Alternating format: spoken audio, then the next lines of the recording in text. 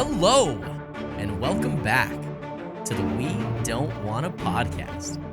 This is the show where two certified dipshits make uncertified takes about your favorite series.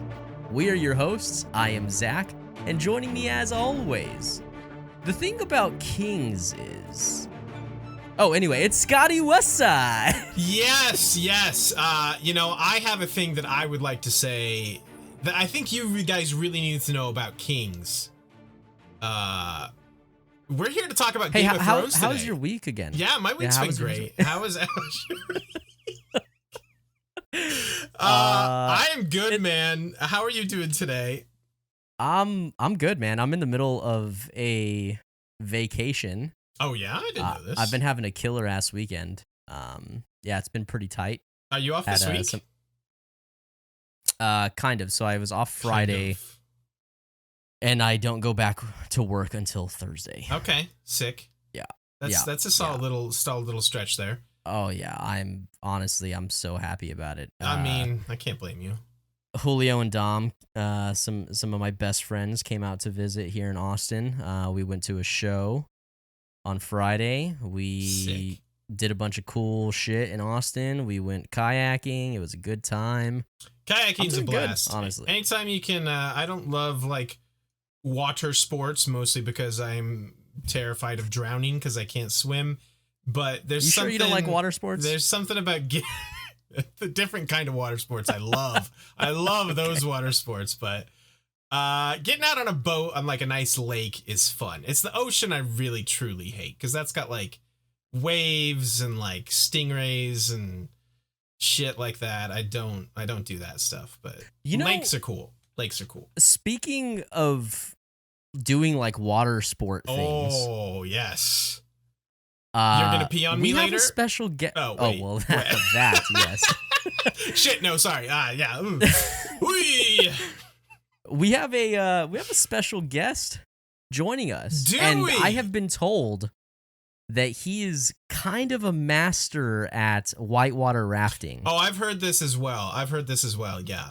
Big time. There might be some live footage of this shit somewhere floating around that we may have to. We'll have to put it up on the Twitter and the Instagram. Nope.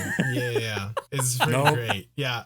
Nope. No. Who's that? What is that going on? Special guest. Who's that ghost? You're not supposed to be talking yet. Yeah, we haven't introduced here yet. you. Scott, why don't you do the honors? Joining us this week for the podcast, the much loved, the much teased, it's our boy Chazzy Westside. No, you're not Chazzy Westside. What do we even have a nickname for you? The much blamed. That's true. Chazz. We do blame you for a lot of stuff. Yes. Yeah. How are you doing this week, pal? I'll eat it.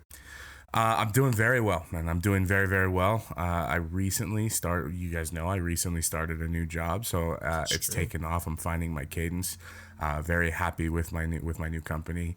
I got my nephew in town from Los Angeles, so hell yeah. We're celebrating his birthday. Does your nephew listen to the pod? Well, he's 6, so no, definitely don't listen. Let him listen to the pod. That's no excuse, man. Your nephew should be listening to the pod. Don't let him listen to the pod. We're a terrible influence. Yeah, I see. My grandma does. My grandma does, though. I see you're repping your Dodgers. Speaking of LA, first of all, fuck you. Second of all, you can suck it. Yeah. So. I think that should just do it. Yeah, I think that's it for Chazz. We'll see you, buddy. Anyway. Let me just cover him right back up. Get rid of that immediately. Yeah, no, I'm kidding. There's a lot that I can't even defend, so I'm not going to argue with you guys too much, but LA rules. Sure. There was Scott had some fun times. He will choose not to admit it, but Scott had some really good times in Los Angeles, had some really bomb ramen. That's the only thing I'll admit. The ramen was bomb. And then didn't you have a good time at the baseball game too? Yeah, we did. It's a fine place to visit. Chazz, I want to hear more about your water sports expertise. Yeah.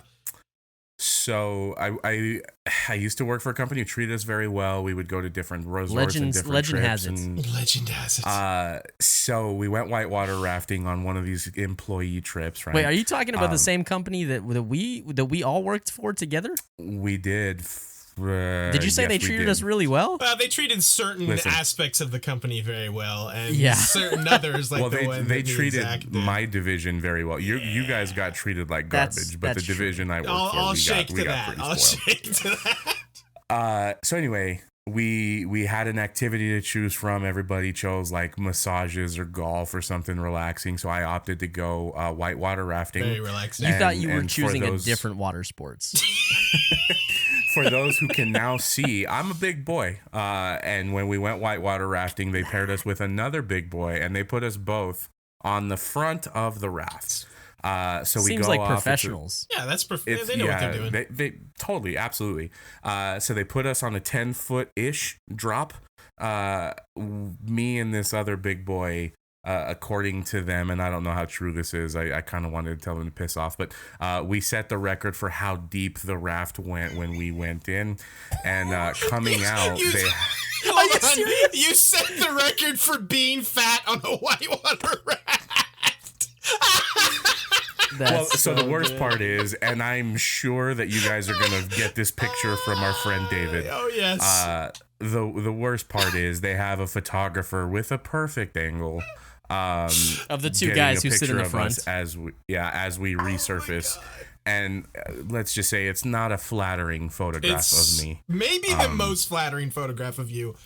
We'll have And to get it's- Davey's photoshops as well because they are legendary. Yeah, the photo was bad enough, my God. but our friend David obviously took it to the next level and threw in some memes and some other visual effects that I'm sure will probably be posted to Yeah. the Twitter, Yeah, it's which so is fine. good. We definitely need to. They're very fun. I mean, I have to laugh at it. It is pretty damn good. So, so did you get wet?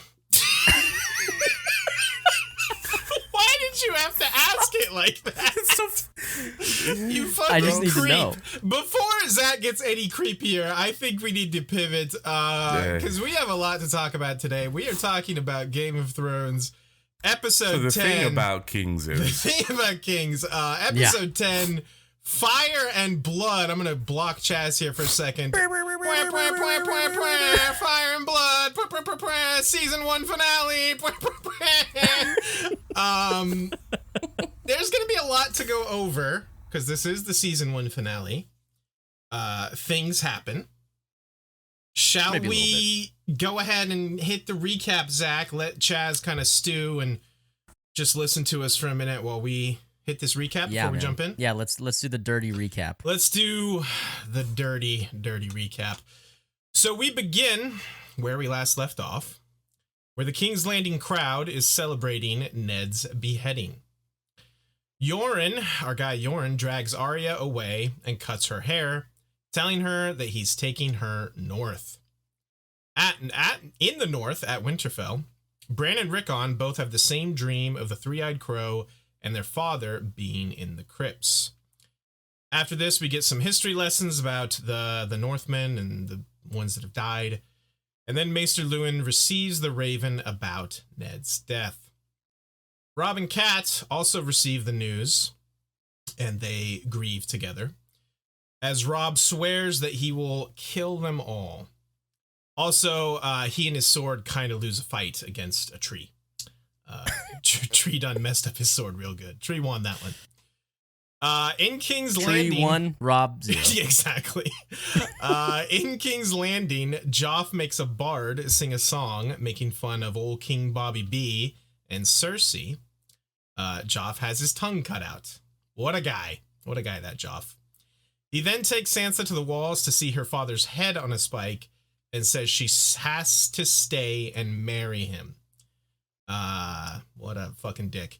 In the Riverlands, Robb's bannermen and the Riverlords declare him King of the North. King in the North!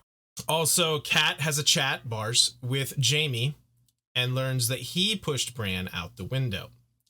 He warns her that it will be a long war. In King's Landing, Cersei has Diet Jaime, also known as Lancel Lannister, also known as Walmart brand Jaime. Jamie Light. Jaime Light, great value Jaime. Wish.com James. Jaime.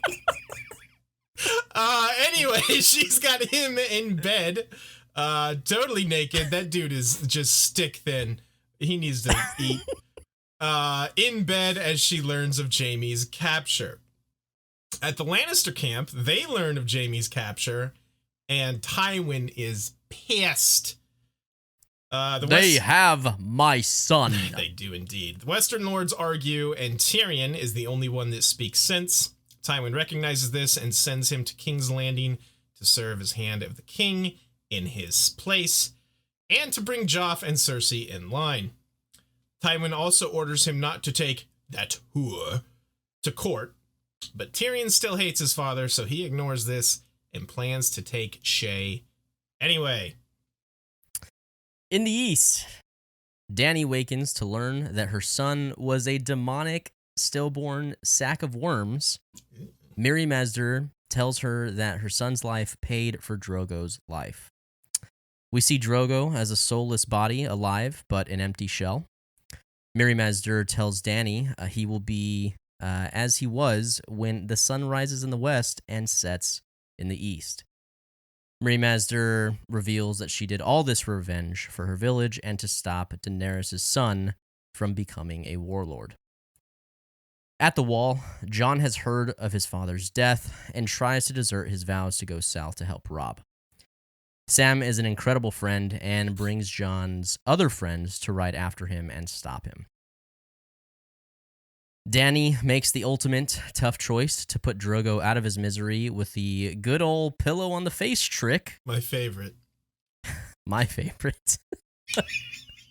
No safe word involved. No. Maester Pycelle tells us the thing we need to know about kings in another totally necessary and completely important and relevant scene. Big scene. Yeah. We also find out Littlefinger fears Varys' gash, but they do admire each other. Yorn renames Arya to Ari or Ari, and we meet the crucial characters Hot Pie and Lomi. Crucial characters. Crucial dudes, Crucial dudes. Yeah. Ari proves he is not to be fucked with, and along with Robert's bastard Gendry. Is he Gendry or Gendry? I think they say it both ways, don't they? I do, and I think Depends in the on the audiobooks it's Gendry, well, but in the show it's a bit more Gendry. In the audiobooks, he pronounces like every name differently. It's like Melisandre. Brian and like Patire. Yeah, that's right. Patire is the one that drives me crazy. Yeah. Anyway, Gendry. I'm going to stick Gendry. with Gendry. Okay. Yeah, Gendry's the way to go. Chazz doesn't make decisions for the pod, but we will allow him to do this. You get the fuck out of here. You're not allowed. They set off with the rest of the Night's Watch recruits back to the Wall. Lord Commander Mormont, the old bear, has a chat with Jon about him trying to leave and whether or not Jon thinks his brother's war is more important than the war they are facing at the Wall. Mormont leads 300 Night's Watchmen north of the Wall against the White Walkers, Wildlings, and to find Benjen Stark. In the east, Dany has Mirri Maz tied to a funeral pyre that is built for Drogo. The dragon's eggs are placed on the pyre, and she walks into the fire. After the fire stops burning, she emerges unharmed with 3 newly hatched dragons. Ser Jorah and the few remaining Dothraki fall on their knees and bow to her. They're Khaleesi. End episode and end season 1. Bang! And let's also include it's around this time that the credits start. Yes. That is relevant. Very crucial and important credits. So I think before we like truly dive into this thing, I think Scott and I have a little bit of explaining to do. Why Chazz? Why did we choose this episode to have our buddy boy Chazz on? I mean, look, Chazz is our buddy. He's our boy. I love his tits. I love him to death. Regardless, right? But this episode specifically is something special. It's like something of a meme amongst our group. Yes, this episode is. So I want to Chazz, shed some shed some context before you tell the story, and I'm going to leave the story itself for you. Oh, okay, good. Give us the context. As we got started, I feel like our entire friendship was predicated on like really two things: board games and Game of Thrones. Yep. And initially, it started out as board games. Man, aren't we fucking cool? Yeah, we're so cool. We're so lame. It's all about the games, board or Scott, thrones otherwise. So Scott tried to get both Zach and myself into Game of Thrones at the same time. By the way, I did start a little before, and I don't even know if Zach knows this. I did start Game of Thrones the first time shortly before Zach did. Did not catch my interest at all, and I don't know why. I'm just a moron. True. And then fast forward, where Zach is already like through season 2, maybe starting season 3, and I'm like, oh my gosh, I have to catch up. So I decided to just start binging as much as I can, which is not a horrible way to watch Game of Thrones, but and I think Zach has called out to it before, this is not the type of show that you can just have on in the background. It's not a background show. Right. So, and we used to work pretty long hours, about 10 hours a day. So I would come home pretty tired from what little work I did. Let's clarify, Chazz. You used to work maybe 10 hours a day. Our side of the company was working 12 hours a day usually. I mean, I don't know why we're comparing. Irrelevant to the story. Irrelevant, but I'm still. So setting I would come home after a long day's work, and it was my mission to try and catch up to Zach, so that Zach and I could kind of experience everything together, and then we could talk about it at work the following day. And then I'll let you guys take over. Just keep in mind, I was tired. So this is what happened. I am chatting my boy Chazz up at work one day, asking him how his Game of Thrones journey is coming along, and he's like, "Yeah, man, I finished season 1 last night." And I was like, "Oh, sick! That's pretty crazy how season 1 wraps up." He's like, "Yeah, man, yeah, it's pretty crazy. Like, I'm just like." I gotta know what's going on with my boy Drogo. I gotta know, dude. I gotta know what's going on with my boy Khal Drogo. Chazz had already told me multiple times while he was watching the season, Khal Drogo was his guy. Like, he was ride or die for Khal Drogo and Jason Momoa. As many people should be. And my second favorite character was Ned. Stark. Was Ned Stark, of course, yes. And Scott's just sitting there. I wish I could replicate the face when Scott asked me, "Hey, who's your 2 favorite characters?" And I go, "Oh yeah, it's definitely Khal Drogo and Ned Stark." Oh, good times. So anyway, he's like, "I just want to know what happened to my boy Khal Drogo." And I'm like, I just gotta know. I'm like, yeah. And I'm thinking in my head, I'm like, wait. I'm like, I thought you said you finished season 1. He's like, I did. And I was like, well, then you know what happened to Khal Drogo. No. You were like, are you sure? Yeah, I was like, are you sure you finished season 1? And Jaz's like, yeah, for sure. I saw credits. I know I saw credits. It's like, dude, the credits were rolling. I know I finished the season. So the only thing we can figure is that Chazz was watching the season finale and at some point fell asleep. And then, like, when the music kicks up and the credits start, Chazz, like, jerks back awake due to the music and just thinks to himself, oh, yeah, I finished that episode. Totally awake. I got that shit done and completely missed, I don't know, the part where Daenerys smothers Khal Drogo to death and then burns him in a fire. Drogo. Yeah. I think the best thing, though, is that we come to this conclusion that this has to be what happens. And we're like, dude, look, please, just like I know it sucks to go back, but like you just gotta go rewatch it. Rewatch the episode, please. Yeah.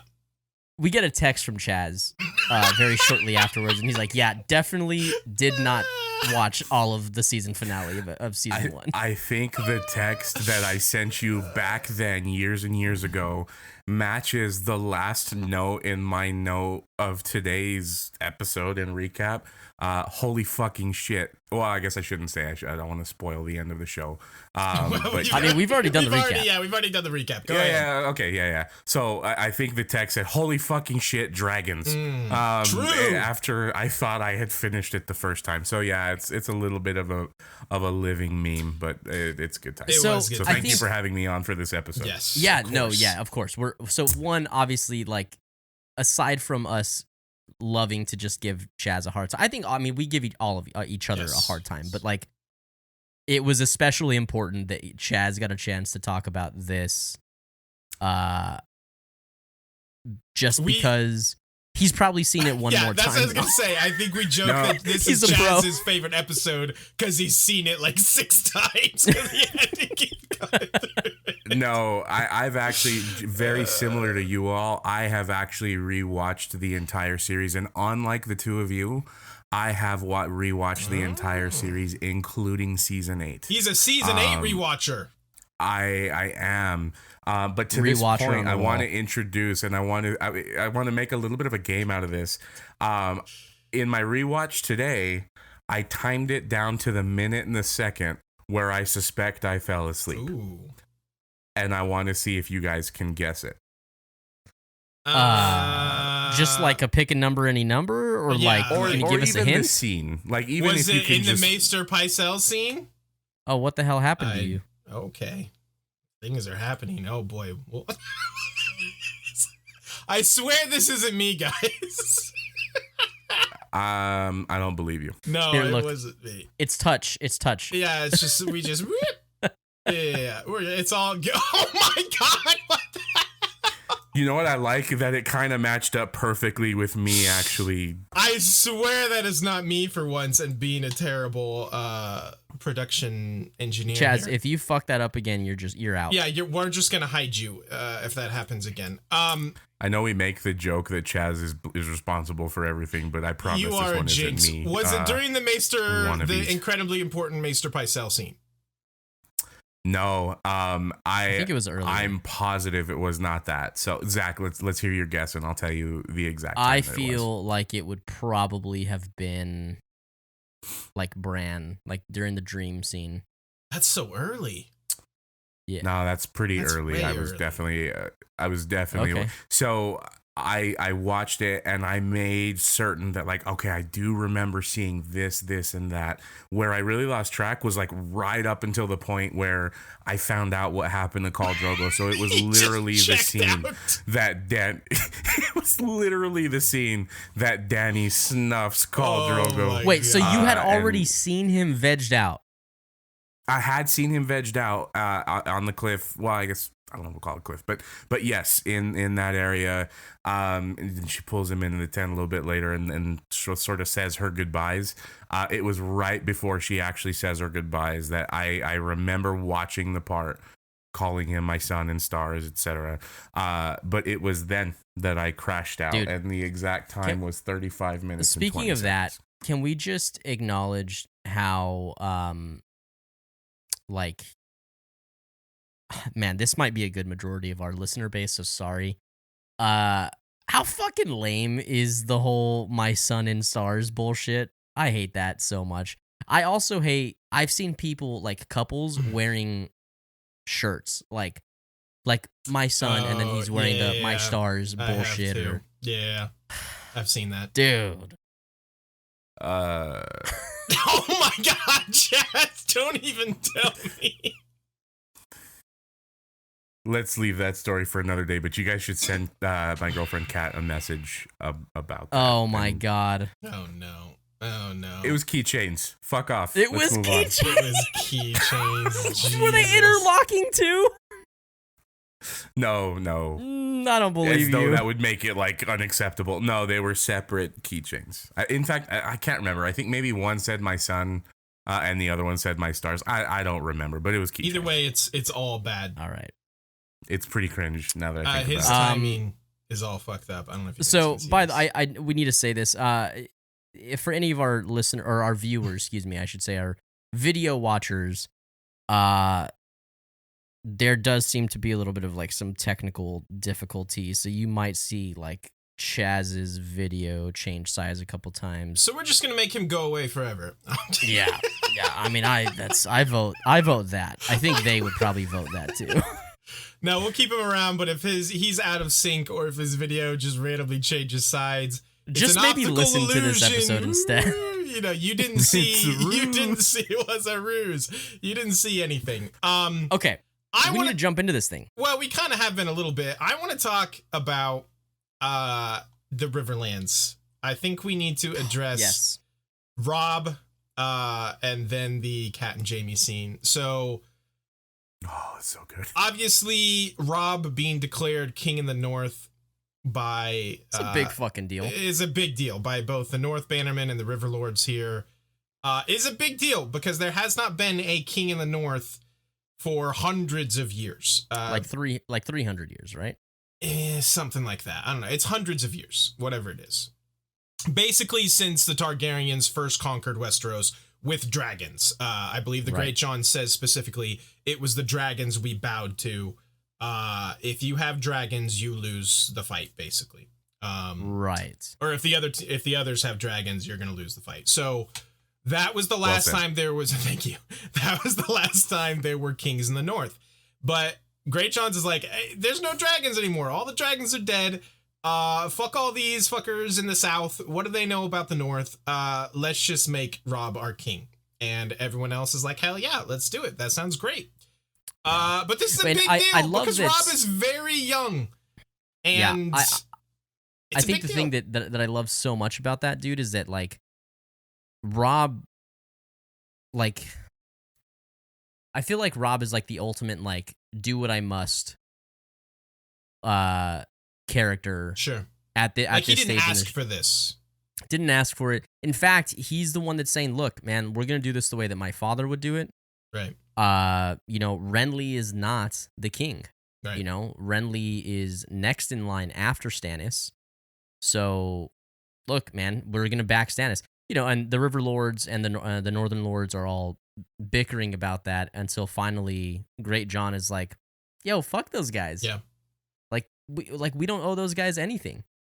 Yeah, that's going to be a big plot point next season, by the way, is that we do learn that both of Robert's brothers have declared basically themselves to be the king. So, as Jaime says, this is going to be a long war. We've got a lot of players now. We've got the king in the North with Robb and the River Lords in the North. We've got the Lannisters, obviously, and now 2 different Baratheon brothers that have declared themselves kings, and that will be very big and very important. Dude, I love. Before we get too far, dude, these are just like special effects. These are not technical difficulties. These are just special effects. This represents Chazz's interest in the episode. It goes up and it goes down. No. Dude, don't say that. You sort of called out to it though. One of the things that I found kind of interesting about this scene, and it's one quick little line, and there's a lot in it, where Robb goes, if Bran can't be Warden of the North, then Renly can't be king. Right. Calling out like the line of succession, you mean? Yeah. I thought it was interesting that like he would even make mention of the fact like, hey, this might be more suited for Bran. I thought that might be kind of interesting. Interesting. Yeah. I don't think I. Yeah, no, I mean, I guess I've never really seen it like that, but I do think it's a good testimony to the fact that, like, there's a way of doing things that is considered to be, like, the way of honor. Right. You know what I mean? Like, and this is just so Robb, we're going to follow that. Robb basically reaffirming he is indeed Ned Stark's son because Ned also refused Renly and was like, no, you can't be king. Your Stannis is your older brother. And Robb is saying the same exact thing. So, if nothing else, what this tells us is, boy, Robb is his father's son. For sure. But the big part here is, I have forgotten how good this scene between Jaime and Kat is. Oh yeah, That's dude. So good. Like the cheek on this man, dude. Oh my god, widowhood becomes dude. you. So when I'm taking my notes, I have a section specifically for like great lines, what I think are great lines, and I write them out. And I realized that it's like basically every single thing Jaime says in this scene is a phenomenal line. Yes, yeah. It's so good. Like, first, yes, he's like, widowhood becomes you. I'm not at my best, but if you slip out of that gown, I'll see what I can do. And then she hits him in the face, and he's just like, oh, I do like a violent woman. Chazz, it's like that country song that I ain't as good as I once was. but I'm as good now as Please I don't. ever was. Why you call me?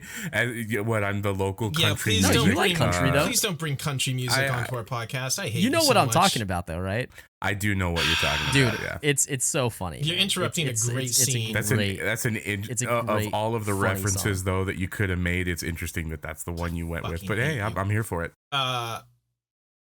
After she then hits him, he's like, "Hey, let me show you how to do it. Hit me over the ear. You're stronger than it looks, or you're stronger. It'll than go you faster look. than It you won't think. take long." Right. And yeah, and then she's like, "Oh, you just want people to believe that you don't fear death." And he's like, "But I don't. The dark is coming for all of us. Why cry about it?" It's so good. He's so Maybe the favorite line, you didn't even mention it yet, Scott, was where were the trees when he got his head chopped because off? she's asking him like, "Don't you believe in the gods or something like that?" And he's like, "Which gods are those? Like the trees your husband prayed to? Where were the gods when where were they when his tree got chopped off or when his head got chopped off?" And then she's like, basically, there's all this wickedness because of men like you.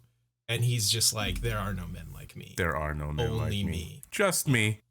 He's so good. And then she just asks him what happened to Bran. And he's just like, yeah, I pushed him out the window. And she's like, why? And she's like, why? Well, I thought it would kill him. I hoped the fall would kill him. Oh my god, the dude is like fucked up in shades, and he is just the cheekiest bastard ever.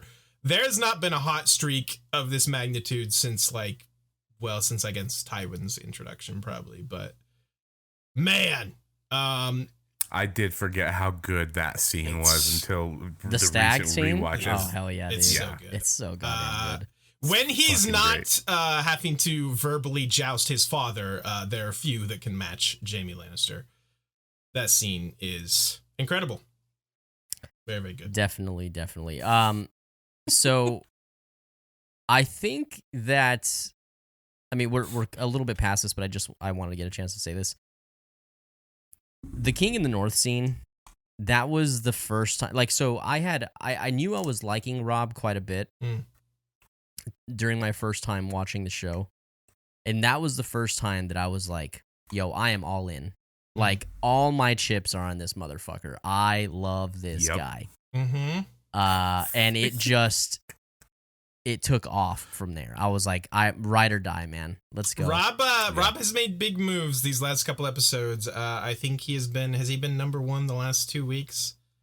Yeah, I think he has, yeah. On the throning and on the indisputable throning list. Indisputably throning list, yeah. I was feeling he'll be high again today. Yeah, it's a big moment for him. What do you want to hit next? You want to hit the north or? Yeah. Well, actually, while we're still in the Riverlands, even the scene where Catelyn finds out about Ned, and she's walking, like, trying to keep her composure, right, while she's in front of the people that she's meant to be leading. Right. She gets into the woods and she breaks down to hear Rob breaking down. Right. And I don't like Cat. That tree. Yeah, getting his ass whooped. I don't like Cat for a lot of the decisions that she makes, but she is part of the equation for 2 very good scenes in this episode, and this is one of them. The other is with Jaime. That's true. And her performance is, I mean, honestly, surprisingly very good. I love both of these scenes, and I think that she does add. Although I think Rob's a bit better in the scene, and I do think Jaime's a bit better. I think that she is very good. She does a good job. She does a good job. It's more the character. Like, I don't have anything against the performance, the actress. Oh, sure, right. It's more the character and the decisions she makes, and just like what a dick she is to Jon all the time that makes me hate Cat. But the performance is totally fine. But I do love how she just kind of reels Rob back in. Like, yes, be angry, be upset, be hurt, but they have your sisters. Yeah. I thought that was we get your that sisters speaks to and her as then a we mother. kill them. Right. Yeah, and you've called out to it before, Zach, when you had to be nice to her when you didn't want to be. But she is a fierce mama bear. Like, she is a protector of her children. So that her head in this time of grief and in the loss of the love of her life, that like, it immediately goes like, they have your sisters, speaks a lot about her. Yeah, are we still doing that? Did we give up on that the whole bit? I think we gave up on it, man. I mean, hey, I can say some nice things about Kat in this episode. You kind of already did. You kind of did. I really want to. I do want to bring it back at least for this one episode to hear what nice Scott has to say about it. I don't think that's gonna happen. Let's talk about King's Landing real quick. Okay. First of all, I love how Sir Ilan just has a knife and pliers ready to go for tongue slicing. Ready to go, man. Like, dude just keep that pulls motherfucking pliers thing on me out of his fucking belt. Like, I'm ready to slice some tongues, bitch. I'm guessing Joffrey's not new to that. That's true. That's fair. There has not been a lot yet to praise Sansa for, but I want to give her some props in this moment because she is in extreme distress. Obviously things are not going well for her, but she is pretty much like, she attempts more or less to kill Joffrey here when they're on the walls. She has the thought at the very least. She has the thought, and she takes like a step forward to kill Joffrey, which is a pretty baller move for her. And the Hound steps in. I don't know if he knew what she was doing or if he's just going to comfort her. Who knows? I think he does. I think he had an inkling of what she was attempting. Right. But I gotta give props to Sansa for, she is pretty powerless in her situation, but she tries to take some matters into her own hands. And like I said, there has not been much to praise Sansa for in the series so far, but I got to give her props. It's a pretty baller move to try and take Joff out in this moment. And the line where she hits him after he tells her that I'm going to bring you your brother's traitor head. And she goes, or maybe he'll bring me yours. I was like, oh, hell yeah. Stares Sansa. him down, just looks him direct in the eyes. That fucking dick. And then Joffrey handles it exactly how you would think Joffrey would handle it. Like, you know, I think I forgot how much I hate Marin what's Trant. the fucker? Marin fucking Trant. Yeah, dude, fuck that guy. So bad hard. Fuck for Marin sure. Trant. And he's like, one, he's just a scumbag, but two, his face is like the most scumbag face I've ever seen ever. They did him well because he is just as scummy and shitty in the books, and he's super shitty in the show as well. Like, fuck that guy for real. Then we get the whole Diet Jaime thing, which this is kind of the first we're seeing that Cersei not the most faithful to old Jaime. She has a type. She has a type, first of all. Yes. But she is, she's probably missing Jaime, but has decided that Diet Jaime is a decent replacement. Yeah, man. She's trying to watch her figure, man. No extra calories. No extra calories. Just dude. This is no like sugar. that meme that's like Jaime Lannister. Is it like Mom, Diet Dr. Pepper? It tastes the same. Mom, can we get Jaime Lannister? And then it's Jaime Lannister at home, type of thing. Wait, are you guys more of a fan of Pepsi or Coke? I don't really have a preference. Probably Pepsi. Interesting. I like Coke more. I think to me, I was gonna say like Lancel is like real Pepsi, whereas Jaime. Oh yeah, well that doesn't work out for you too. Real quick, kind of ruined that one, didn't you? Even if we edit this out, oh boy. I love how Zach talks about how he hates Marin's face. I really want to bring a side by side up and kind of point out some similarities in Marin and Zach. Really? In my face? Yeah.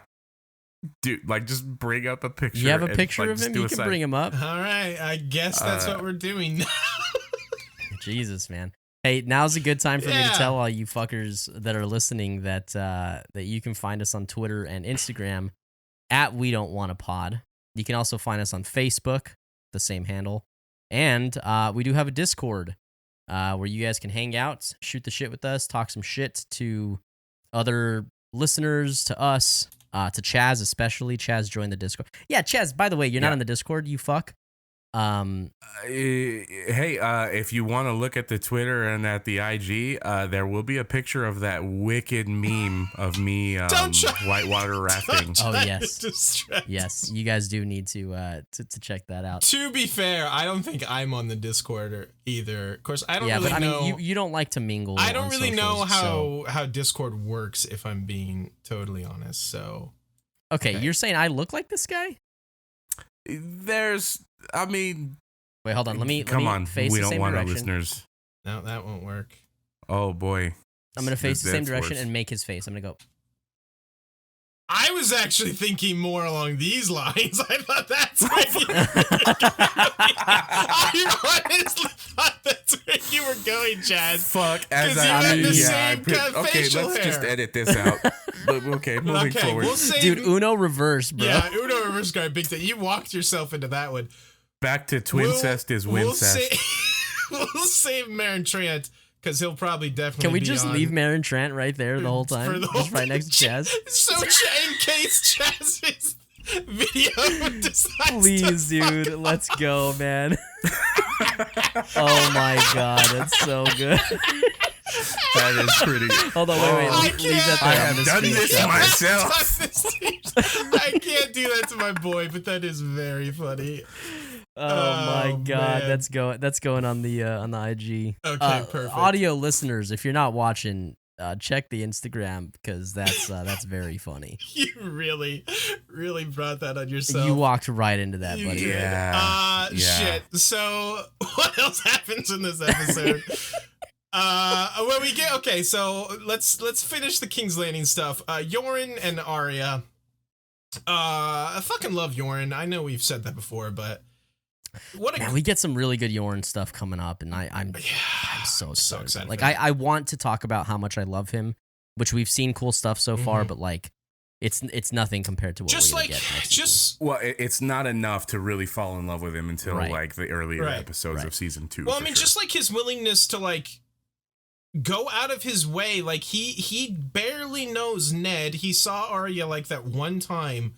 Right. But as he passes him, you know, he has enough respect for Ned just as a Stark of Winterfell, which the Starks of Winterfell are great friends to the Watch, historically, to go and find Arya, to prevent her from seeing her father being beheaded, and then to, you know, do what he can to protect her. And it's just good stuff from him. I think it's good that we're pointing this out too, because I definitely remember my first time watching. It's really easy. I mean, again, we talked about this already, but like there are a lot of characters. A lot of people are just kind of scruffy old dudes. Like it's easy to forget who is who and kind of where they come from and what their MO is. I definitely remember for a short period of time that I just thought this was another guy from the North. Like, I didn't realize exactly who it was, because we'd only ever met him, like, the once-ish when he's talking with Tyrion and Benjen. So it's easy to forget those kinds of things. It's like, this dude has no loyalty to Ned. He's a man of the Night's Watch. He knows Ned simply because he considers Benjen a brother. Right. You know, it's cool that type of like respect runs, I think, that deep between the Night's Watch and those people. And I think this just further proves, we've talked about this before, but like the unbelievable strength of this show to take such a simple, like, tertiary character, like not even like third, fourth tier important characters, and just make them like so interesting, likable, however you want to say it, flushed out, man. Yeah, it's incredible. There's enough there for you to have a true opinion on their character and who they are as a person. Exactly.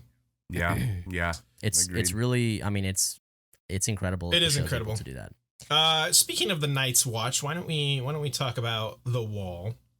So Jon obviously gets word about his father's death, as you know, that's kind of a big thing this episode is the spreading of the news, whether it's Jaime's capture, the spreading of the cheeks.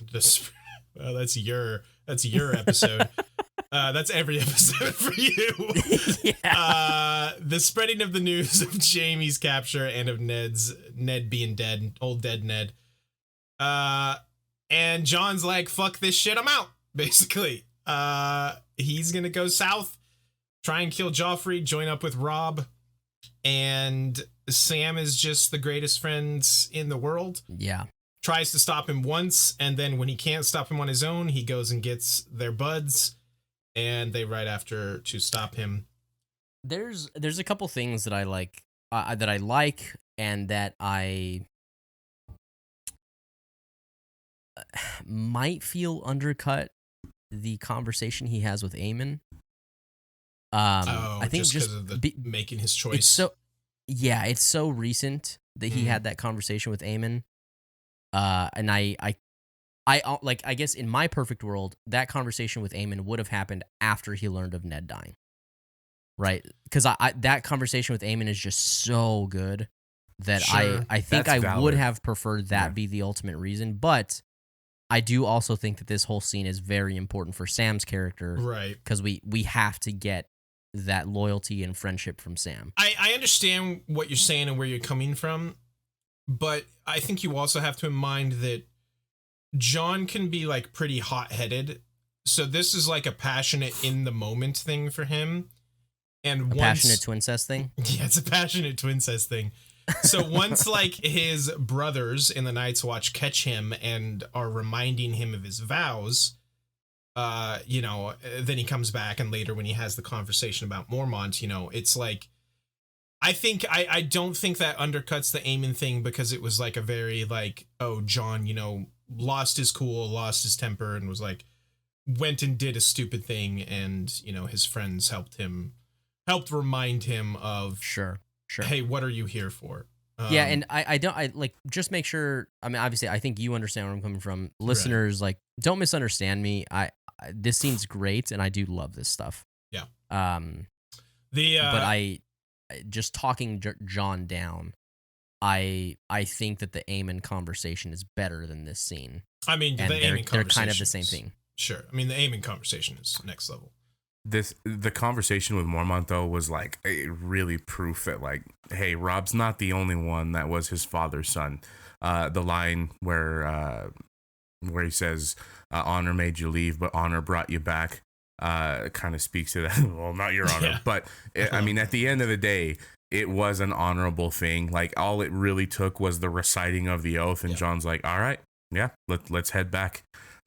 So I think it's cool. I think another example. I think so yes, I agree. I think that it's like in that moment that he's realizing, like, my friends can get in a lot of trouble for being out here too, and they're out here doing this for me. I think that them reciting the oath, obviously, yes, the words are important, but I think that was enough time to like let this sink in of like the reality of the situation, because like Scott said, Jon is very hot-headed, and like it forced him to slow down and think about, like, I'm needed. I owe my allegiance to them. That's why they're fighting so hard to bring me home.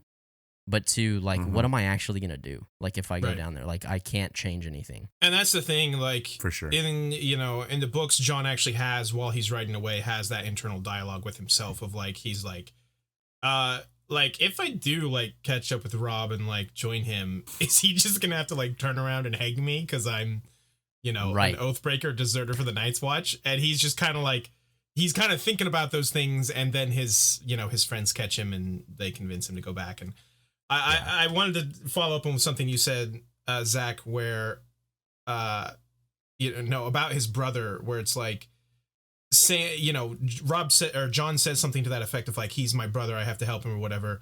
And Sam has the line, we're your brothers now. Yeah. And it's just that, like, that bond amongst them, like, they're more than friends, in the Night's Watch. It's so great.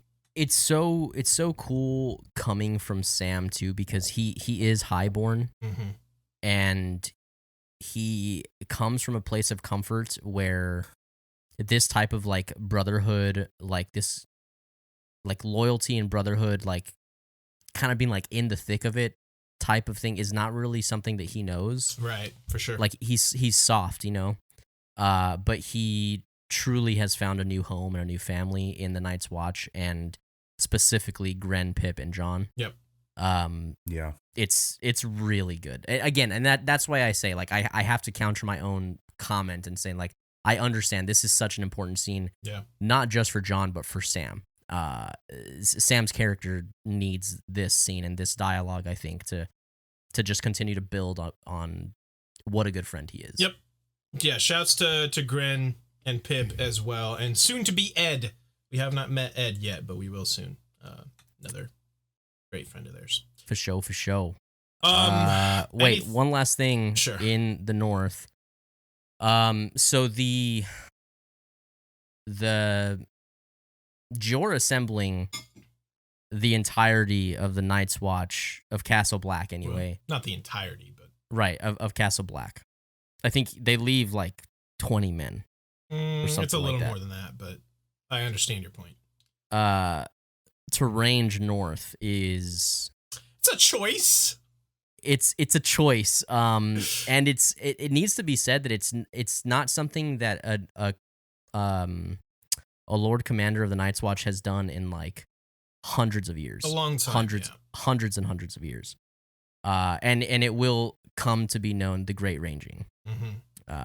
And that's one hell of a fucking choice. It is a choice. There are keys and clues that maybe can lead you to believe eventually that this was kind of Mormont. Well, I don't know how much I should get into this, but this was Mormont basically trying to prove that he wasn't too old, that he wasn't, an old man and just was going to hide in his castle type of situation. But yeah, the way I picture it is like, hey, there's a lot of shit going on, and like this dude needs to feel like he's doing something.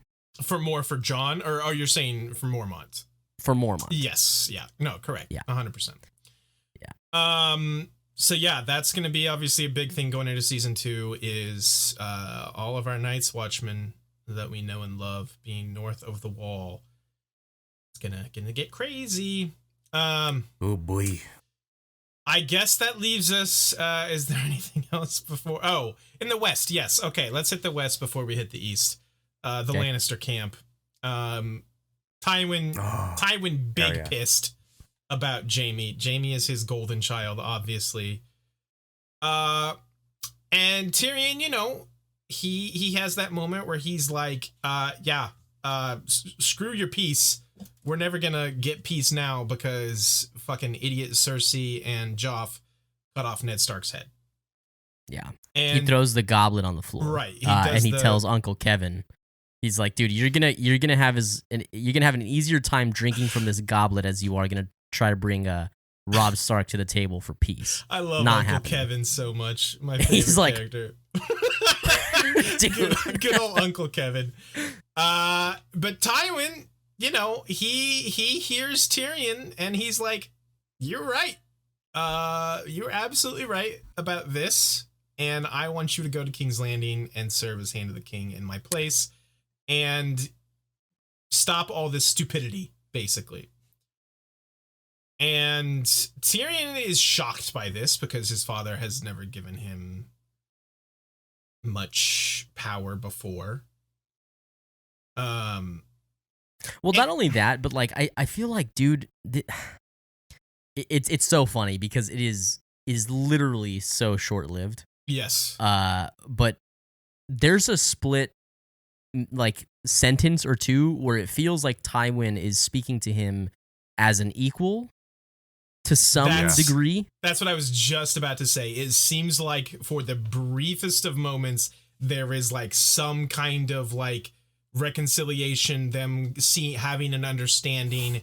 Yeah, and then maybe not equal, but peers. Right. There's like, like he is acknowledging him. He does even say like, Tyrion's like, why me? Why not Uncle Kevin? Why not any of these other dudes? You're my son. You're my son. You're my son. And it's like, you can almost see them like having this reconciliation and coming together a little bit. But then right after that, Tywin has to... don't take that whore to court. Don't take that whore to court.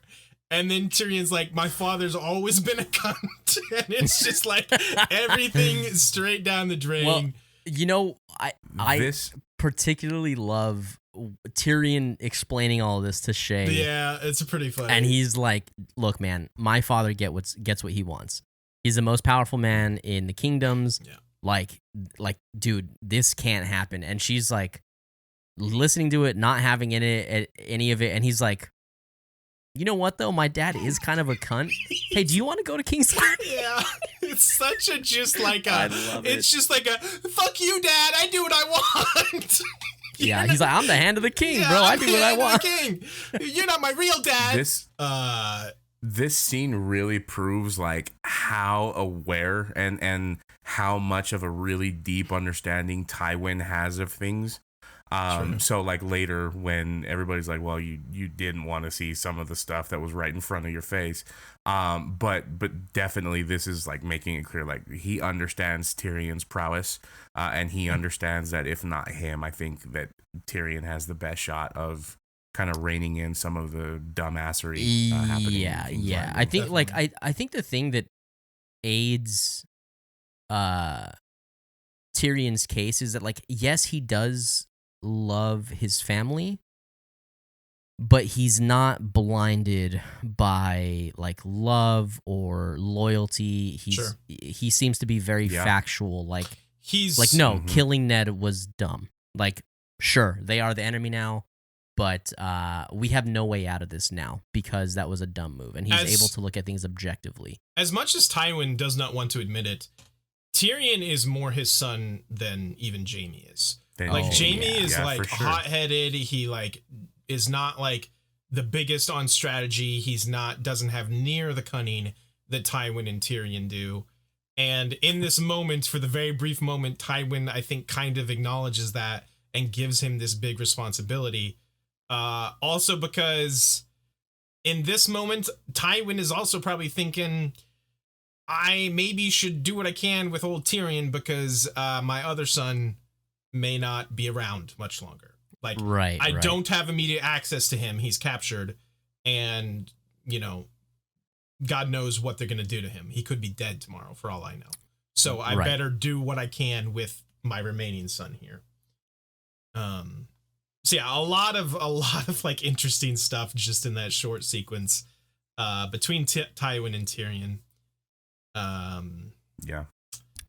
That's the brilliance of Game of Thrones as a whole, man. Is just those they can make a 2-minute conversation like super, super important, and like if you missed it, you're lost. Speaking of 2-minute important conversations, we got to talk about this Pycelle scene.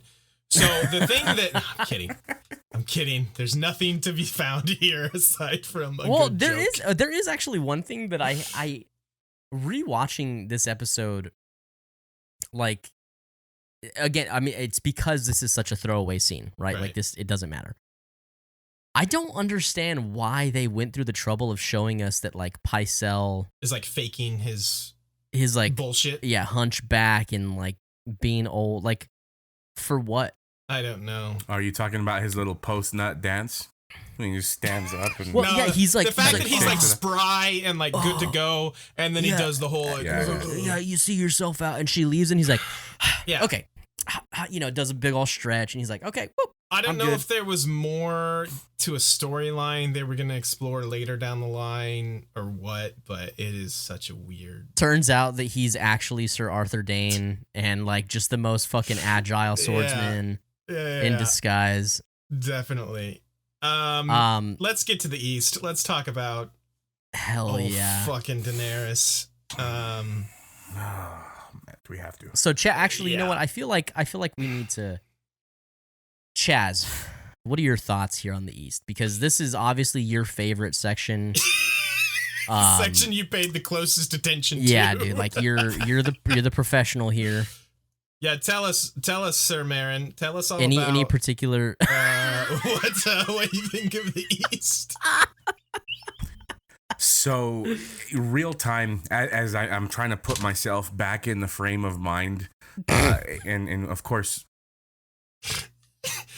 what's happening? Keep going. Dude, this is So is that going to be the running joke for like forever now? it's so funny, dude. I can't believe how well it fit too. Like I started noticing even the shoulders were lined up. It's better than looking at a Dodgers hat, though, to be True.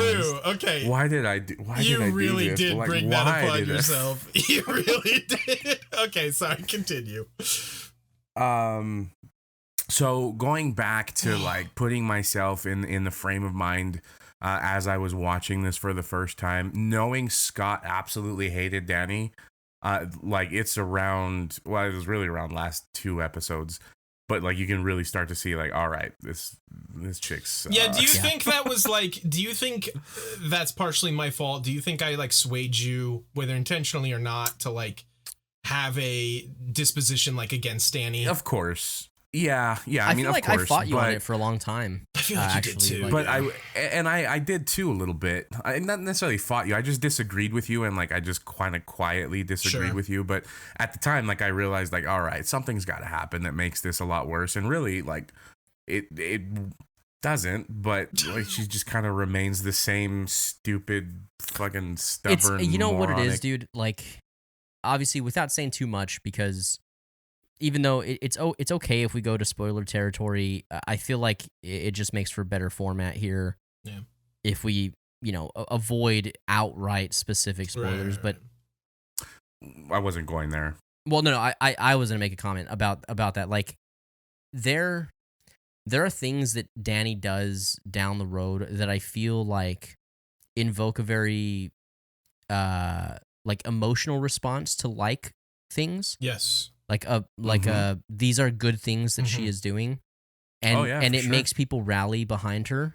Yes. But when you kind of just take a step back and you don't let the emotional side of it make all the decisions, which again I have enough humility and I guess perspective to say like a lot of things that she does are very good. Mm-hmm.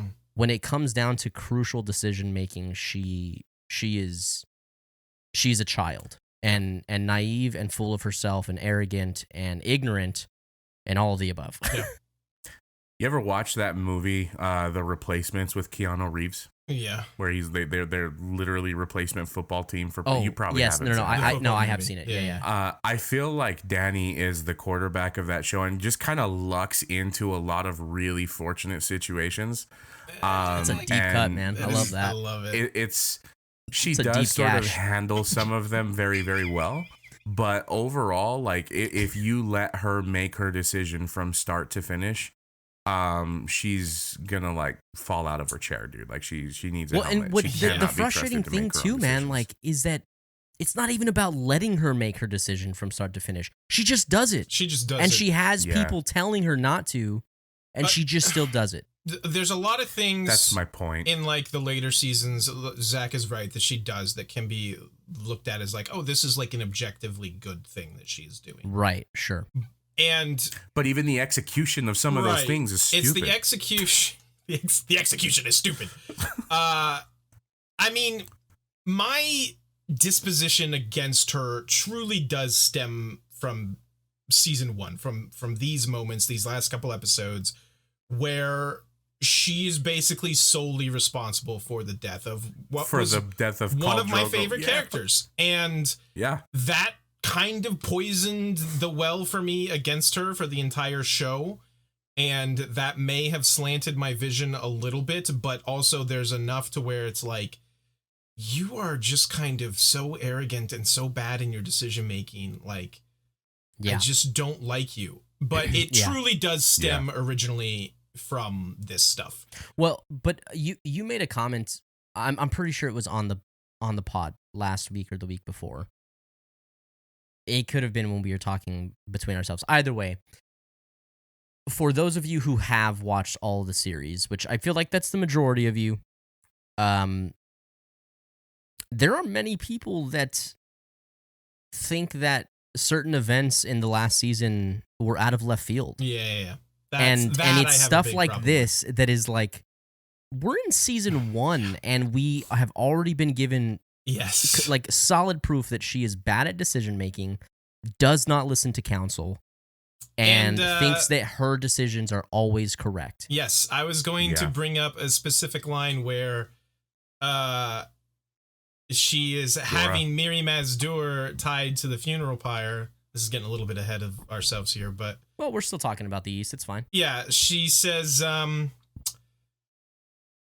about... Mirri Maz Duur says something to the effect of, like... or no, Daenerys says something like, I will hear her die screaming, or something like that. And Mirri Maz Duur says, you won't hear my screams, or something to that effect. And Daenerys is basically like, yes, I will. And it's like, you know, not to, you know, like I said, like you talked about, Zach, do any spoilers, but it's like kind of a bit of a red flag that she is just like, listen, I do not like Mirri Maz Duur. Obviously, she is also partially responsible for the death of my dude. Right. But still the fact that Daenerys is like... And his fantastic No, yeah, I'm boobies. going to burn you and hear you die screaming. Yes, yeah, and his fantastic boobies. That's just like... it's a bit of a red flag maybe for her there that she is, you know... That she wants to have somebody burned alive and hear them scream. And hear them scream in pain. Probably not a good thing considering maybe who her daddy was. Yes, exactly. For sure. So, and like you asked me earlier, like, did you subconsciously sort of influence my opinion of Dany?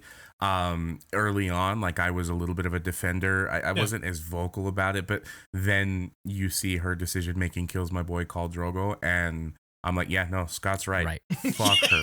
Yeah, you know, it's cool though, because like you're kind of the same thing, dude. Like I tend to watch things with a much more emotional lens. Same with Harry Potter. Like, I mean, you know, Scott, if you listen to the Harry Potter show, you know that this was a common, you know, conversation between Scott and I. But I mean, I think I read and I watch and I consume like very intentionally. Love it. But I have more of an emotional lens compared to Scott. Whereas mine is a more logical lens. Yes. More logic, right? Logic / strategy. And so, yeah, I mean, but I don't really care if you've influenced it because like that's the beauty of us getting to talk about this kind of stuff is that there are times where you're like, you know, I kind of see what you're saying. And there's times where I'm like, dude, I see what you're saying, you know, like that's the whole point of this, I guess is what I'm saying. Yeah. So at the end of the day, I agree with it, whether it stemmed from you or not. I think it's correct. Fair enough. You know what I mean? So yeah, obviously the big thing, you know, that we're kind of beating around the bush here is Daenerys goes into the fire, Drogo gone, Mirri Maz Duur gone, but she emerges unhurt and her dragon eggs have miraculously hatched. And she has 3 baby dragons. Before you go into that though, one thing, as much as I hate Dany up and including this time in the watching the show, one thing that was really cool was the sort of speech that she gives to all of the Khalasar that kind of remains behind, at least for now. And we see this mirrored later on in the show, but it's sort of cool to see her step out of being the little girl, being for sure. Khaleesi, right, and becoming Daenerys Stormborn of House Targaryen, right? Like, she really embraces, and it really sets up season 2, what we can expect. And I thought that was a really cool speech. That's a good call out, Chazz. No, that's true. I appreciate her asserting herself, like, as a leader. Like, I'm fine with that. I just wish she would listen to her counselor. Well, let's not go that far. Okay. Listen to her counselors who are older and wiser than her sometimes. Well, for sure. But specifically, that's honestly, that's kind of a light that I hadn't really like looked at it in, Chazz. There's an obvious shift between her being the Khaleesi and Drogo being dead now, most of the Khalasar being gone, her announcing herself as Daenerys Stormborn of House Targaryen, I think is a pretty cool shift. Now, mind you, like, she will still come to be known as a Khaleesi, right? Like, she has many titles, titles, yeah. I did. So it's funny that you mentioned that though, Chazz, because in my notes I have like it's weird. It's interesting that it's at the end of the season. I think this is the first time that we hear Stormborn as a title for her. I'm pretty sure that Illyrio said it when like first presenting her to Khal Drogo. Does he? Okay. Yeah, I could be mistaken. Maybe not. Maybe not. My note is that I think it's interesting that this is the first time that we're hearing it's at the end of the season, and unless I'm mistaken, most people don't even realize what in the fuck that means. Yeah. Like, you know what I mean? Like, what is Stormborn? She was born during a big storm. That's all. That's means. it. And but she was born on Dragonstone, right? Yes, like on Dragonstone. Towards the end of the war, I think Aerys had already died. They were in hiding. Yeah. Well, they were about to like leave and go to the east and go truly in hiding. But yeah, there was a terrible, terrible storm on Dragonstone the night she was born, and that's it. About it. But it's still a cool name. Yeah, it is a cool. Well, I thought, like I said, I thought that whole sort of shift and transition into okay, this is where she was, where she's going was a pretty cool call out. And then of course you fast forward to Jorah Mormont walking through what looked like a bunch of dead bodies. It was just burnt wood, buddy. Real quick shout out I have to give, because you made me think of it, Chazz, is when she's giving her whole speech and she says the stuff about like how some of you, if you want to leave, you can, but if you stay, there's just a very specific set of sequences. No. It's when she says, as husbands and wives, they choose that moment to like cut to the followers like starting to peace out. Because she had already said, like, you can leave if you want to, like, a couple lines previously, and nobody had moved yet. But as soon as they heard husbands and wives, they're like, oh, fuck, we're out of here. Yeah, dude, I don't want none of that shit. I found that so funny. But yeah, she got dragons. Obviously, this is something that is huge. Dragons have not existed in the world for many, many years. And Jorah instantly has just the biggest boner of all time. As though his boner wasn't raging enough for Dany already. Yeah. It definitely was. Khaleesi. For sure. Drogon hanging on the back of her shoulder. That is the end of the season. Roll credits. Roll credits and Chazz wakes up. Do we want to do some kind of like I mean, we kind of have throughout the episode of like season 2 look ahead, I guess, of like things that are be important some things to expect. I mean, yeah, so I think that's a good way. Let's do a very short like setting the scene, setting the table for next season. So we have, you mentioned this already, but we have the new King of the North, who is currently occupying the Riverlands, warring with the Lannisters. And winning. Winning. Not only fighting for their sisters and to bring justice to Ned, but also for independence. Independence, basically, yeah. Yeah. So that's a huge thing that's happening. We also have Stannis Baratheon, who we have yet to be introduced to, but we will meet him soon, who is the second in line after King Robert Baratheon. King Bobby Robert's oldest brother. Right. Renly Baratheon and then we've got Renly, that is Marjorie. Who Renly is Marjorie. So Marjorie. Renly has we see a lot of conversation between him and Sir Loras Tyrell, the Knight of Flowers, but to help set the stage for our listeners and watchers who are new to Game of Thrones, Loras Tyrell is the son of the lords of Highgarden and the Reach. Highgarden in the Reach. A very powerful, very rich and wealthy family. Known as the second wealthiest family, basically in Westeros, behind the Lannisters. Right. And they also are the biggest producers of food for the realm. Yes. So the they're Reach is really like extremely plentiful and farming and all that stuff. And so Renly although Renly does not have the quote true claim to the throne, he's got a pretty powerful ally in having the Reach at his back. An extremely powerful ally. Yeah, so that's a huge deal. And Stannis is just left with the Baratheons and whoever else will respond to his call to the quote, honor system of the rankings or whatever. The Neds with of the arguably realm. the truest claim to the throne. But also it's war. Like who fucking cares? Robert didn't have a true claim either. He won it with swords. Yeah.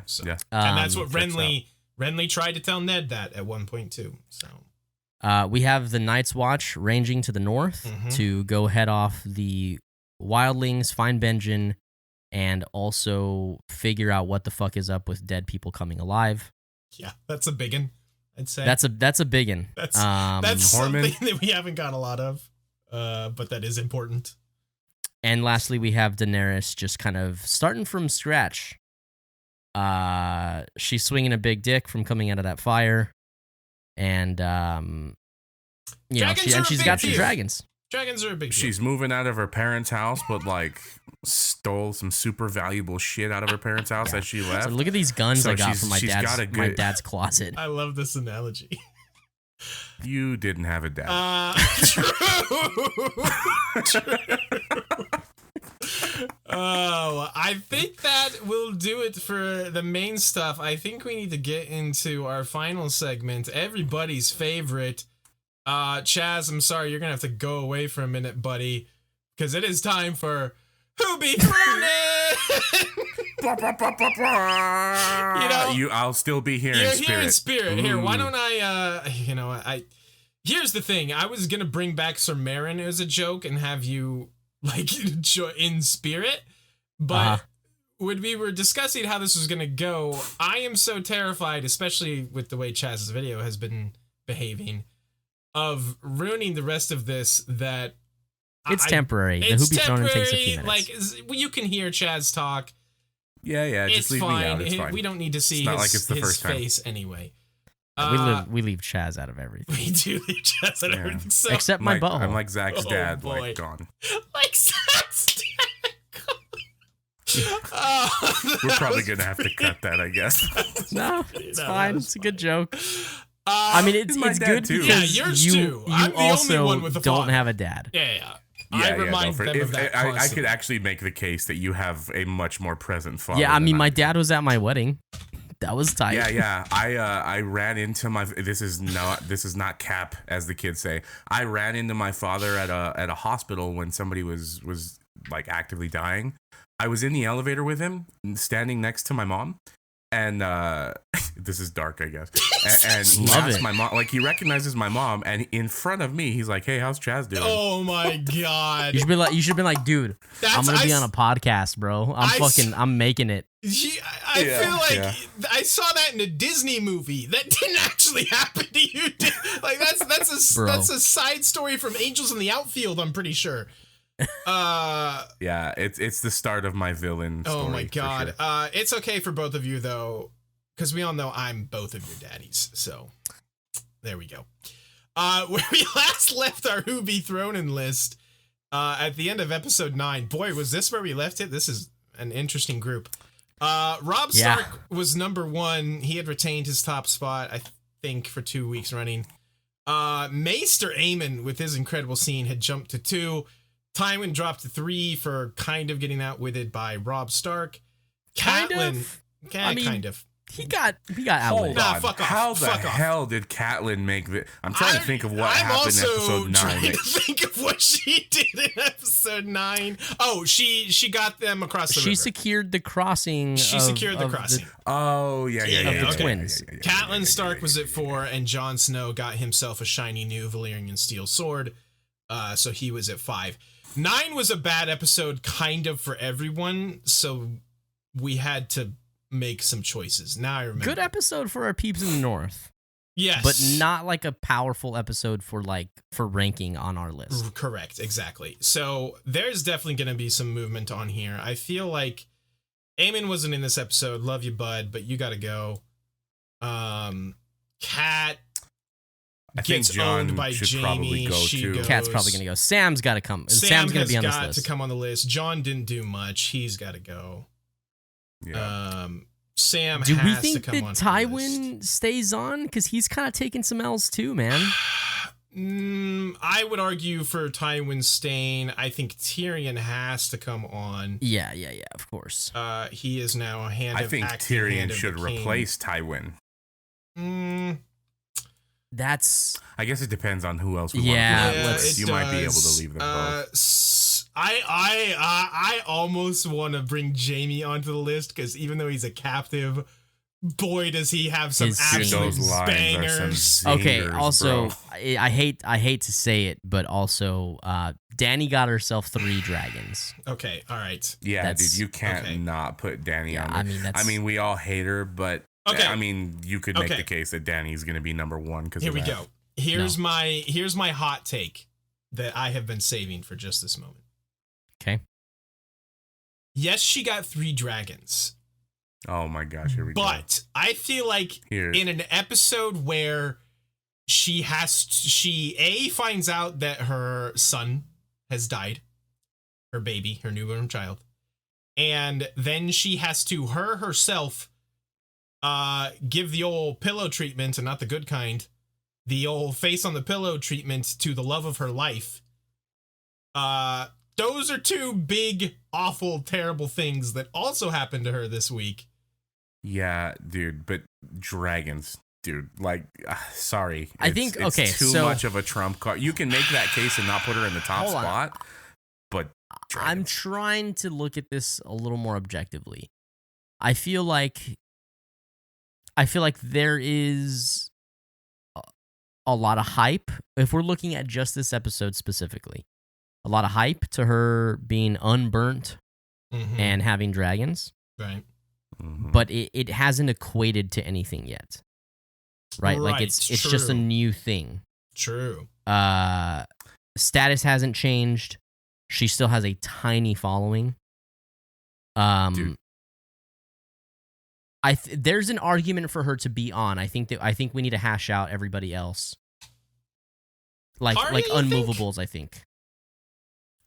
What'd you say? I see where You you're think coming Arya? from as far as No. Are you Okay. kidding me?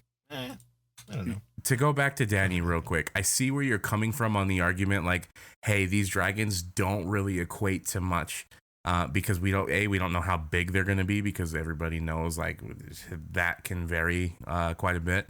But dude, we were talking about dragon eggs that she could sell just the eggs that nobody thought was going to be anything and become incredibly wealthy off of eggs. I mean, but Now you're we've talking taken about these what she eggs. could do, not what is now going I'm talking on. she has 3 goddamn dragons. One of which out of the egg is pretty sizable, dude. Like it's the size of her torso with the wing spread. You know what I mean? Like that's too big a trump card to not put her on the list at all. Listen, no one is arguing that dragons being back in the world is huge. I'm just saying, like, in order for this to happen to her, she was like at her lowest point ever.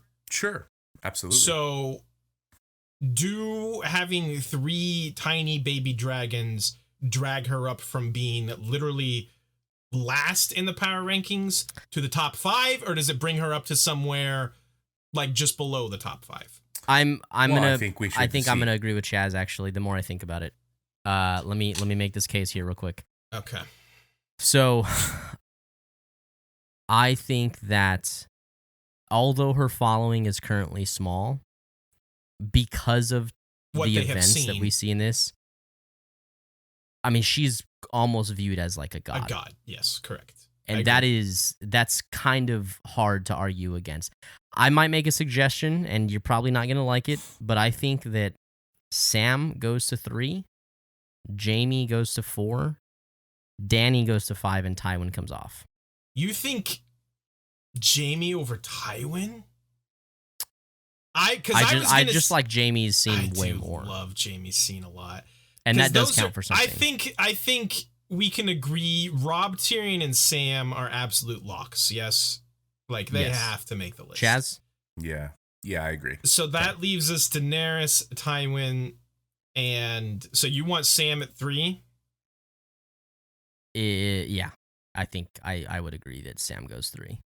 I mean, the argument could be made for Dany, but I think in a matter of like, she killed the love of her life. Yeah, and her baby. But also died. you like. Okay, but let's ask this question: what has Tywin done this episode? Well, really? he makes several very good decisions. I think appointing Tyrion as Hand of the King is the best move that he can make in this situation. He is completely recalibrating his war against You know Robb. Again, wow, this doesn't happen often, but Chazz, I agree. Tywin's on his back foot right now. Do you not agree that him appointing Tyrion as Hand of the King is but a solid move? It's a reactionary decision because he's on his back foot. It's sort of a wash with getting his shit pushed in by Robb. Like he's in the middle of a battlefield with 3 opposing armies on either side of him. To be fair, he did not get his shit pushed in. Time out. Jaime got his shit pushed in. He won his battle.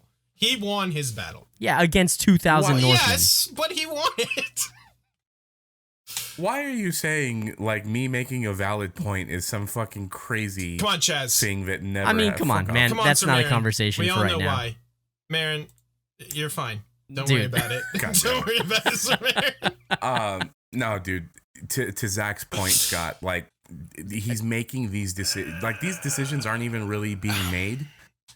He's kind of forced into making the best of a bad situation because we both know that Tywin being in King's Landing as the Hand of the King is still better for Tywin and for everybody than Tyrion. I'm actually going to use the argument that I had for Dany on Tywin now. Right. When I was thinking Dany doesn't make the list, I was saying, yeah, okay, the dragons, they haven't really amounted to anything yet. Him appointing Tyrion hasn't amounted to anything yet, and it's all reactionary. Like he is on his back foot because he has Renly behind him, Stannis behind him, Robb in front of him, and he's like, look, we got to figure this shit out. We're in bad shape. But his decisions today will amount to things later. Yeah, I mean, his plans to get out of this situation are good and they are sound and they will bear fruits. Now, maybe that's looking ahead too much. The plan, okay, but yes, the plans, you're right, but the plans aren't even fully formed yet. Of course they are. And he really doesn't know what the hell he's going to do to get out of this situation as of right now. He's regrouping at Harrenhal, and he's having the mountain burn the Riverlands, which will fuck up everything for Robb Stark. And I don't know. It hasn't happened yet, man. It's tough for me to argue this though because I love Jaime's scene so much, but also Dany goes 4, Jaime goes 5. You are always the one arguing of like, oh, is he really making a move towards the throne? Not while I am usually the one arguing like, oh, well, this person just did cool things this episode. So I can't believe you're the one arguing for Jaime when he's literally captured and bleeding on the ground. Hold on. No, sure, I understand. His own shit. I understand, but here's the thing. Tywin is in a bad spot, and he doesn't have great scenes either. He just gives Tyrion, he does have his exchange with Tyrion, which is good. It's a good scene. But it's nothing compared to the scenes. But he doesn't even let him take his whore to court, dude. Like, fuck no, that right there. If he had let Tyrion take his whore to court, maybe I'd be open to letting him be on this list, but fine. not, bro. I just don't think. Oh my God, Scott! That's the thing that got Scott to concede. No, I just thought of this. You have to ignore everything Chazz has said, Zach, because Chazz doesn't make decisions for the pod, so he doesn't even get a say. No, he doesn't. But Meryn Trant, I might allow it. Wait, Meryn Trant, who do you? So, Marin, who do you think should go? Tywin? Oh my gosh, I'm holding the water. Just what did I do? Tywin or Jaime? Wait, Marin needs a drink. Marin needs a drink. Jaime. All right. To stay, Jaime. Chazz doesn't get a say on the pod, but I guess I'm gonna confer. So hold on, who's 4 and who's 5? I think Dany's 4 and Jaime's 5. Oh, I don't like that. Scott, your bias is really showing here, dude. Really showing hot. She's She's lucky Dude, she's making the list. If you ask me. Dragons, bro. Like, She killed the love of her life and lost her child in this episode. I mean, you could argue that she was able to make a hard decision to kill Drogo. You could argue that, but I don't and think you that's a can good argument. obviously make the argument that the dragons are gonna play better for her than had none of that happened, she wouldn't have dragons. I don't know, dude. She would have like 100,000 Khalasar with fucking Khal Drogo at its head, and he promised to tear down the stone houses and rape the men in their iron suits or something like that. I can't remember. He went off. Where do I get in line? Yes, exactly. Me first, please, Jason Momoa. All right, so for the listeners, after all this fucking shenanigans, I guess this is our list, you motherfuckers. Robb Stark retains his, I think this is a 3-week streak for him. He going streaking at number 1. Tyrion Lannister being appointed interim Hand of the King is a big move for him. I don't know. Like, did we... Just to play devil's advocate hang here, on. what did Robb Stark do this episode, really? I mean, he became appointed king in the North. The he king became of the a North. king. He's recognized literally by became his a entire king. country as their king Yeah, now. no, that's fair. And he's No, also winning. No, you know what, Chazz? You've talked me into it. You've talked me into it. Sam, the greatest friend of all time, is now number 1. No, definitely not. Switch Where's those Marin? Where's Marin? You are Marin. I think maybe 2 and 3 switch, like real talk though. No.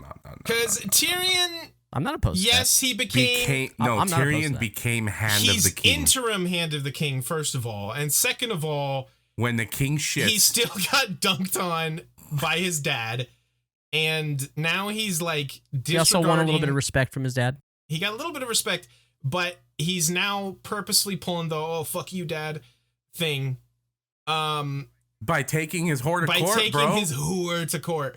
Also, Sam is just literally the best. So Look, No. I'm okay with that. I think you've also conceded quite a bit on this yes. list. So I think give that's- me I think that's Why? okay. Because Danny made it give at me all. this one thing. I've conceded. She plenty. made it, and she made it to 4, not 5. Yeah. Fuck you guys. All right. Here's the final list. Robb Stark still streaking. He's still going through the quad and into the gymnasium. At number 1, and then Sam Tarly, my fucking dude, at number 2. Tyrion at 3. Baby loser and husband killer Daenerys Targaryen at 4, and Zing master. the imprisoned but still the master of zingers Jaime Lannister at number 5. I can't believe he made the list. I mean, I'm here for it, but holy shit, his scene was so good. I wish. Do we want to throw that scene into the list? It's solid, but we'll consider it. We'll throw it maybe. There's we'll probably, so many good individuals. Yeah. Dude, like, honestly, the scene between Littlefinger and Varys is another good. It's all right. It's a fun scene, but I It's don't think it's like as nothing important comes out of it for sure. I mean, we but do learn of the it gash. We do learn of the Yeah, feared yeah. gash. The fear of the much gash. feared gash. That is Who Be Thrown In for the final edition of season 1 of Who Be Thrown In. We shall see where this goes. Hear me out. Maybe we can 2. put Danny in 3 and Tyrion in Nope, 4. not gonna happen. There's old Marin. He's back. I think that's gonna be about do us. Wow, this one went long, boys and girls. I mean, it's the season finale. It is What the do you season expect? finale, and we had this douchebag joining us. That we had, Chazz, did you have any final notes? Anything we didn't touch on? No. For people who are watching this for the first time, I'm glad you've made it to episode 10. It only gets better. God, season 2 is so good. Maybe my favorite season. See, I think that's just don't have crazy anything. talk, but you know, I won't disagree with your opinion too much. I love season 1. I feel like if people have a Season problem 4 with is the season best 1, season. they're I mean, crazy. come But on. also, season 4 is the best season. That's by a fair. lot. No, you're right. That's true. I think I'm being a victim of the moment, but season 2 is so Maybe a little recency bias. You do have a tendency to be extreme recency bias. This is my new favorite gun, guys. I had one good game with it. Hey, remember when Zach failed on the Kraber and got me killed immediately after? Yes. But we won't go into that too much. That is gonna do it for us this week. Zach, did you do the plugs? Did we get to plug in? Yeah, I did mention it, but not really a plug. I think just a big thanks. This is 10 episodes of Game of Thrones that we have knocked out, that you guys have listened and or watched to. Listened to and or watched, excuse me. You're watching to it, and we just appreciate it. We appreciate that you guys are allowing us to take you on this journey and revisit the wonderful world of Game of Thrones. Man, I'm not just saying this because I'm defending myself. It doesn't work as well. It doesn't. It doesn't work as well. Chazz, it is insane. It's the beard. Dude. It's the 100%. How much?